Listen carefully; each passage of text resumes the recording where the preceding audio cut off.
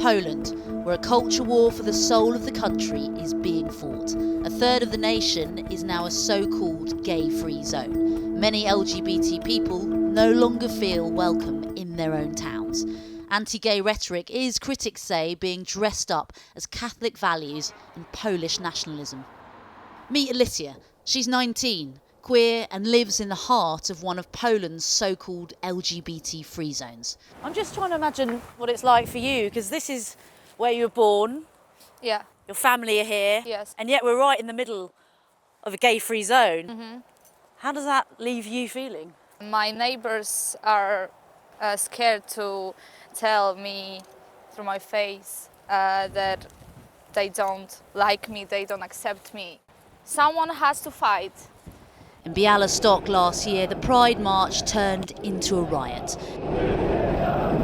Neo-Nazis stamp on rainbow flags. Alicia was attacked there. And it was terrifying, like the hooligans choose me like main target and through the firecrackers, a lot of them. I was really scared. Activists say the discrimination has in part been driven by the ruling right-wing Law and Justice Party, with the leader referring to LGBT ideology as a threat to the Polish nation.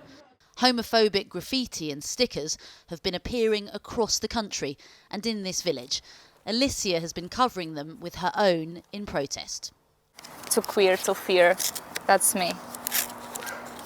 This is what activists call the Atlas of Hate. It shows a third of Poland has now voted in so-called LGBT-free zones. Nearly 100 local governments and some provinces have pledged to protect heterosexual family values from what they call LGBT ideologies. That means, they say, no promotion of tolerance, for example in schools, or pride marches. We're in the centre of Warsaw, where we meet a group of right-wing activists who believe Polish national identity is under threat. I'm having to whisper because we've been invited to the all-Polish youth movement. Young, they're conservative, and they believe that being gay is a sin. So let me get this straight. You don't think that these LGBT-free zones, as they're being called, are harsh enough? No, it's a good sign, it's a good step forward to fight against the LGBT ideology. For us, the perfect law would be ban the LGBT propaganda in Poland. What's wrong with being LGBT? It's not okay. It's not how we were created. According to you? According to who? According to our faith, according to our traditions, and according to nature. It's on nature to be LGBT. And do you have friends that are gay? No. And what would you do if somebody in your family was gay? Or if you were gay? I don't know. If you were gay, what would you do? I'm not a gay and I won't be a gay. Meet Bart and his billboard. He's an LGBT activist who brought these gay-free zones to the world's attention. Bart made these signs to hammer home what was happening.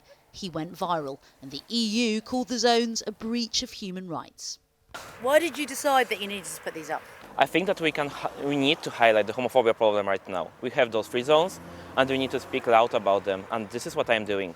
More conservative people in the country say, you know, these LGBT-free zones, they're not legally binding, they're not enforced, it's simply just upholding family values. Don't they have a right to uphold family values? Yes, but they exclude the rainbow families, exclude the LGBT people from those values they want to protect. They don't want to protect me, they don't want to protect my friends, they just want to protect them from us. The gay-free zones lie in the shadow of the Majdanek concentration camp. It was one of the largest Nazi death camps during the Second World War. Many gay people died here. Activists told me LGBT-free zones are an eerie reminder of the Jewish-free zones of the past. Honorata also lives in a gay-free zone, but after repeated homophobic attacks, she wants to move away. What do they shout in the street?